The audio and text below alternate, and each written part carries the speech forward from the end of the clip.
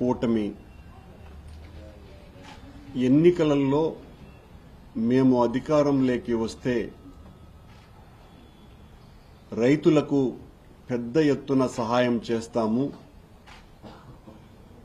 అన్నదాత సుఖీభవ పేరుతో ప్రతి సంవత్సరము కూడా వాళ్లకు 20,000 రూపాయల ఆర్థిక సహాయం చేస్తాము, రైతు ధాన్యానికి సరైనటువంటి మద్దతు ధర కల్పిస్తాము, రైతుల జీవితాలలో వెలుగులు నింపుతాము, రైతాంగాన్ని గురించి మాకు తెలిసినంతగా ఎవరికీ తెలియదు అని మాటలు చెప్పి ఓట్లు దండుకున్నటువంటి చంద్రబాబు గారు అధికారంలోకి వచ్చి 6 నెలలైన తర్వాత కూడా ఇప్పటి వరకు రైతులకు ఇవ్వాల్సినటువంటి ఆర్థిక సహాయాన్ని ఇవ్వకపోవటమే కాకుండా తడిసిన ధాన్యాన్ని కొనుగోలు చేయకపోవటము, రైతులకు ఆ మద్దతు ధర ఇవ్వకపోవటము, రైతుల పట్ల అన్యాయంగా ప్రవర్తించటము, వీట్ల మీద 13వ తారీఖున రాష్ట్రంలోని అన్ని జిల్లా కేంద్రాలలో కలెక్టర్లను కలిసి ఈ ప్రభుత్వం చేస్తున్నటువంటి మోసాన్ని, దగాని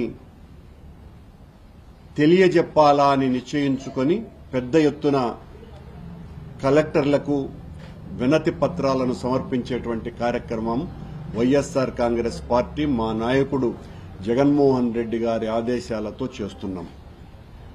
చంద్రబాబు గారు రైతు ద్వేషి. 20 సంవత్సరాలకు పూర్వమే వ్యవసాయం దండుగా అన్నటువంటి ముఖ్యమంత్రి చంద్రబాబు నాయుడు గారు.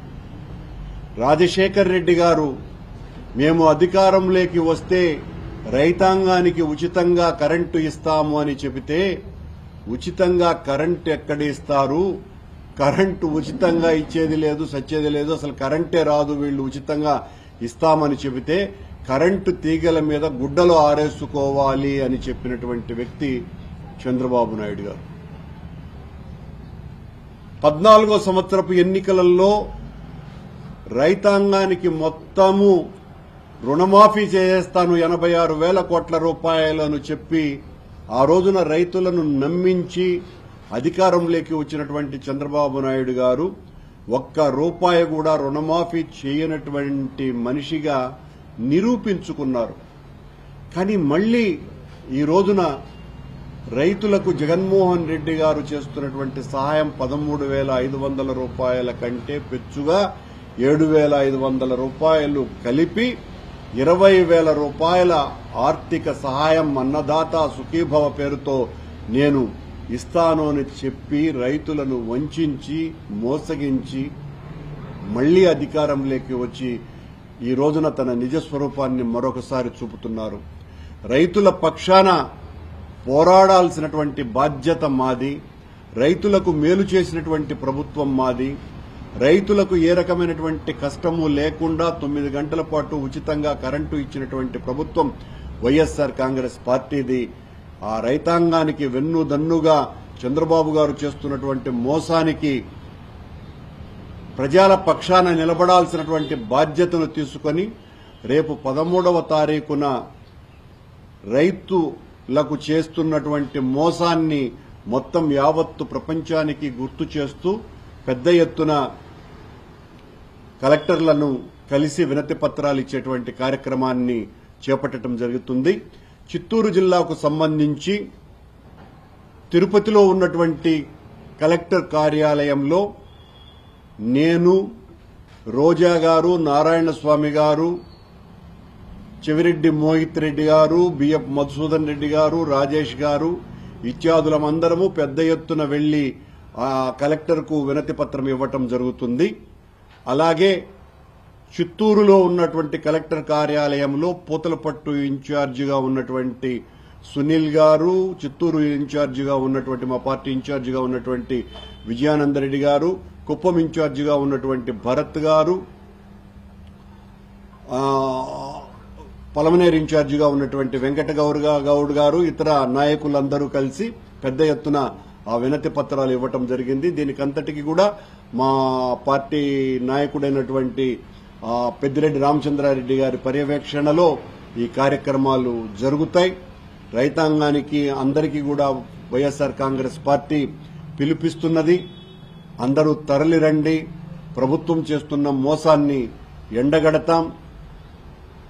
మన బాధ్యత రైతుల పక్షాన నిలబడటం. రైతులకు మేలు చేసినటువంటి పార్టీ మనది, ప్రభుత్వం మనది.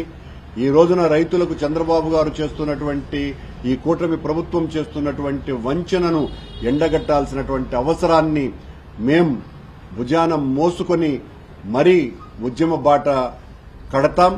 అలాగే 27వ తారీఖున చంద్రబాబు గారు ఏ మాట అయితే చెప్పారో, ఎట్టి పరిస్థితుల్లోనూ కూడా కరెంటు ఛార్జీలు పెంచము అని చెప్పి పెద్ద ఎత్తున దాదాపు 15,000 కోట్ల రూపాయలకు పైగా కరెంటు ఛార్జీలు పెంచుతున్నటువంటి చంద్రబాబు గారి ప్రభుత్వాన్ని నిలదీయటానికి అన్ని డిస్కమ్ ఆఫీసుల ముందర ఆ రోజున అక్కడ ఉన్నటువంటి సీఎండీలు లేదా ఎస్సీలను అందరినీ కూడా కలెక్టర్ కార్యాలయ జిల్లాలలో ఉన్నటువంటి ప్రధాన కేంద్రాలలో వాళ్లను కూడా కలిసి వినతి పత్రాలు ఇవ్వటం జరుగుతుంది. పెద్ద ఎత్తున ఉద్యమం చెయ్యాలా అన్నటువంటి ఆలోచనతో ప్రజల పక్షాన నిలబడి, గతంలో ఏ రకంగా అయితే ప్రజల కోసమని చేసినటువంటి మేలు చేసినటువంటి ప్రభుత్వంగా జగన్మోహన్ రెడ్డి గారి ప్రభుత్వం నిలబడ్డదో, ఆ నిలబడ్డటువంటి ప్రభుత్వం మీద అన్ని అబద్దాలు చెప్పి జగన్మోహన్ రెడ్డి గారు ఇచ్చినటువంటి వాగ్దానాల కంటే దాదాపు 2.5 లక్షల కోట్ల రూపాయలు ఎక్కువగా నేను సహాయం చేస్తాను అని ప్రజలకు తప్పుడు వాగ్దానం ఇచ్చి అధికారంలోకి వచ్చిన చంద్రబాబు గారి ప్రభుత్వం పట్ల ప్రజలు పెద్ద ఎత్తున అసహనం వ్యక్తం చేస్తున్నారు, కోపం ప్రదర్శిస్తున్నారు. దీన్ని మేము సమీకరించుకొని ప్రజా ఉద్యమ బాట నిర్మించాలని నిశ్చయించుకోవటం జరిగింది. ఈ కార్యక్రమాలతో 13వ తారీఖున వినతి పత్రాలు ఇచ్చేటువంటి కార్యక్రమాలతో మొదలు చేసి నిరంతరము ప్రజా ఉద్యమాలని, ఈ ప్రజా కంటక చంద్రబాబు గారు కూటమి ప్రభుత్వానికి వ్యతిరేకంగా పోరాడాల్సినటువంటి బాధ్యతను తీసుకొని ఉద్యమ బాట పడతామని తెలియజేస్తున్నారు.